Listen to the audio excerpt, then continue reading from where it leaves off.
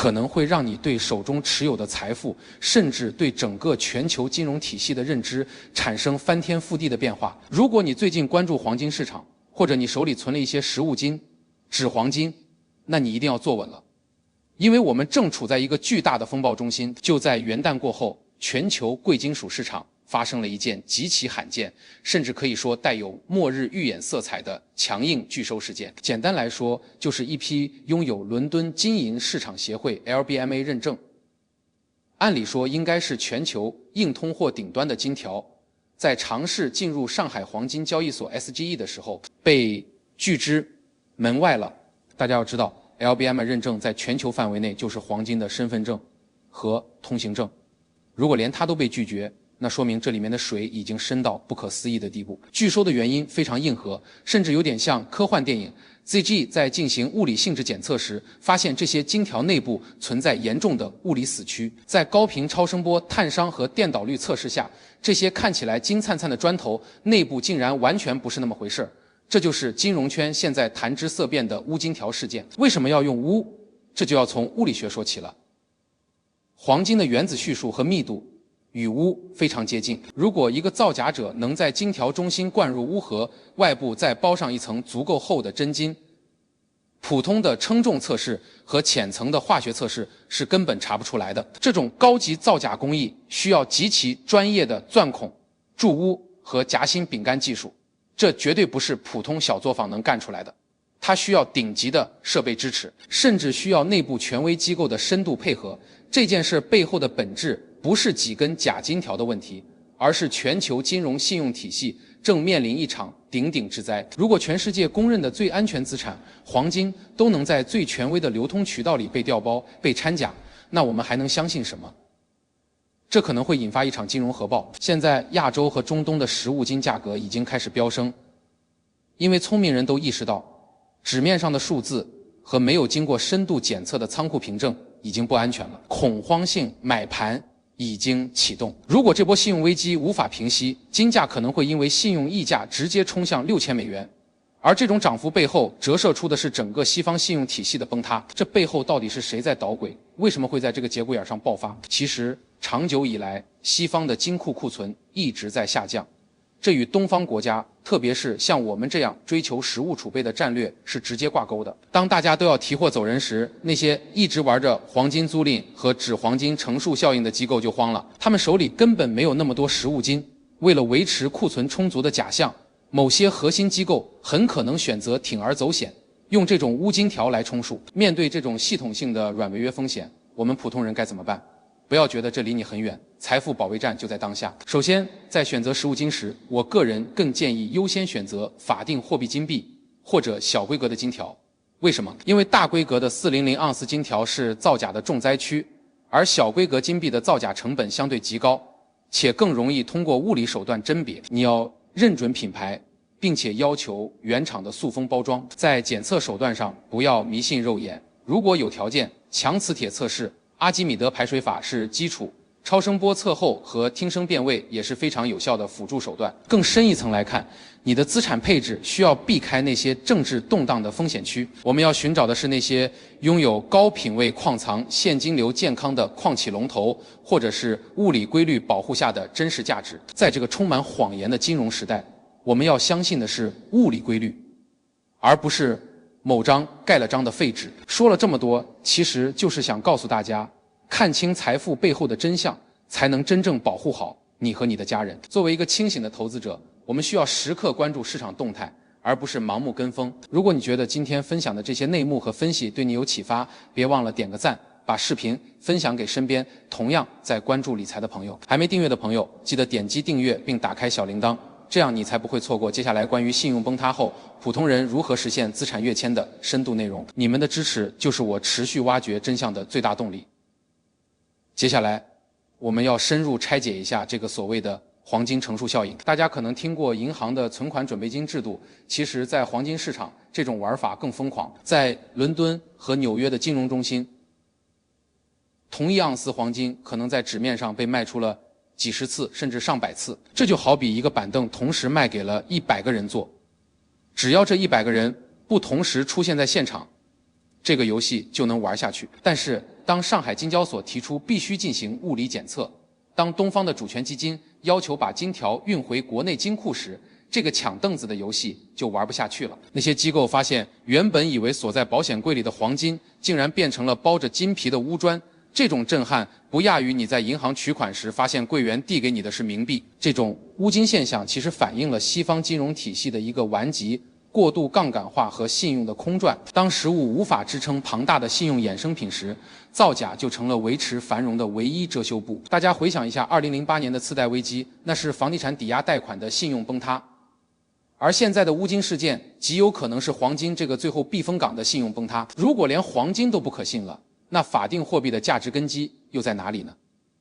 所以现在的市场反应非常真实，你会看到中东的土豪们不再满足于在屏幕上看跳动的金价数字，他们开始包机去搬运实物。亚洲的普通大妈们也在涌向金店，虽然他们可能不懂超声波探伤，但他们有着天然的财富直觉，看得见摸得着的重金属才是乱世中活下去的底气。我们要做的不仅仅是买几克黄金那么简单，而是要建立一种穿透式思维。看一个金融产品时，不要只看它给你的承诺收益，要看它背后的底层资产到底是什么，这个资产是否具备抗风险、抗造假的能力。在接下来的时间里，我会继续带大家追踪这批钨金条的流向，以及 LBMA 会给出什么样的解释，是临时公干的，还是系统性的溃败。这关系到每一个人的钱包，我们要做好长期抗战的准备。在这个信用重塑的过程中，谁能掌握真实的物理资产，谁就能在未来的财富洗牌中占据主动权。真相往往是残酷的，但它是力量的源泉。看清财富背后的真相，保护好自己与家人，这是我在这个频道一直想传达的核心价值。作为一个投资者，时刻保持清醒，比任何技术指标都重要。刚才提到了抢凳子游戏的终结，但这仅仅是冰山一角。很多人可能会问，既然钨金造假成本这么高，风险这么大，为什么那些顶级的核心机构敢在众目睽睽之下铤而走险？答案其实藏在黄金租赁市场的深水区。在金融精英的眼里，实物黄金是死钱，它不产生利息，还要支付昂贵的仓储和安保费用。于是为了让黄金火起来，黄金租赁业务应运而生。金库里的金条被借给投行，投行再卖给市场换取现金去投资高收益项目，承诺到期归还。这就导致了一个极度恐怖的现状：金库的门虽然关着，但里面的金条可能已经在账面上被转手了无数次。当全球地缘政治局势紧张，向东方的这些实物需求大国开始要求实物交割并运回本国时，那些原本以为可以靠纸面合同蒙混过关的机构发现坑太大了，填不上了。这时候钨金条就成了某些机构最后的缓兵之计。他们寄希望于这些金条在金库里永远不动，或者在流转过程中没人会用超声波这种极端手段去检测，但他们低估了上海黄金交易所 SGE 对于实物精纯度的执着，这一脚直接踹在了西方金融信用的软肋上。我们要明白，这种信用坍塌是有连锁反应的。如果 LBMA 的招牌砸了，那么基于 LBMA 标准的各种黄金 ETF、纸黄金合约，甚至银行的黄金理财产品都会面临赎回压力。如果大家都要求把纸上的数字换成实物带回家，你会发现这个世界的实物黄金根本不够分。这也是为什么我预测金价如果因为信用问题冲向$6000，那绝对不是通胀引起的，而是信用溢价的爆发。那么作为在这个风浪中求生的普通投资者，我们该如何避开这些隐形的坑？除了刚才提到的选择法定货币金币和小规格金条，我还要教大家一个进阶的逻辑：关注实物保护率。简单来说，如果你买的是黄金相关的理财产品，你一定要去查它的招募说明书，看它是否对应着等额的可随时提取的实物。如果它只是一个追踪价格指数的金融衍生品，那么在极端危机时刻，它可能只是一张废纸。我们要特别警惕那些所谓的高收益黄金账户。记住，黄金本身不产生利息。如果有人承诺给你远超市场水平的黄金利息，那他盯上的很可能就是你的本金。在这个钨金横行的时代，安全感不是来自于账户里的数字，而是来自于你对实物资产的绝对掌控力。说到这里，不得不提一下技术防范。现在的造假工艺确实厉害，甚至能做到电导率的局部模拟。但我告诉大家一个秘诀：物理规律是不会骗人的。黄金的韧性、声学特性以及它在强磁场下的微弱反应，是无论如何模拟不出来的。如果你投资额度较大，去专业的第三方实验室做一个全方位的物理探伤是非常有必要的。那几百块钱的检测费，保护的是你几十万甚至上百万的资产。除了黄金本身，我们还要把眼光放远。乌金事件其实是一个信号，它标志着信用本位向实物本位回归的序幕。在接下来的几年里，你会发现，所有拥有稀缺物理属性的资源都会经历一次价值重估。不仅仅是黄金，还有那些真正有产出的财务健康的资源型企业，这些企业的股票在某种程度上比那些虚无缥缈的互联网泡沫更具有含金量。我们要学会和时间做朋友，同时也要和真相站在一起。很多人喜欢在牛市里狂欢，但我更倾向于在危机中寻找基石。乌金事件让很多人恐慌，但如果你能透过恐慌看到背后的供需真相和信用逻辑，这其实是你一生中难得的财富重新洗牌的机会。现在我想请大家在评论区分享一下，你手里现在持有的是实物金还是纸黄金？你对这次 LBMA 金条被拒事件怎么看？你认为这会是下一个雷曼时刻吗？大家的讨论可以让我们从不同的视角审视这个复杂的金融世界。好了，这期的深度解说就先到这里。今天我们聊了乌金条的物理特性、背后的金融阴谋以及我们普通人的应对策略。如果你觉得这些内容对你理解当下的金融局势有帮助，请务必长按点赞键，这对我非常重要。下期视频我会为大家揭秘另一个被大多数人忽略的领域。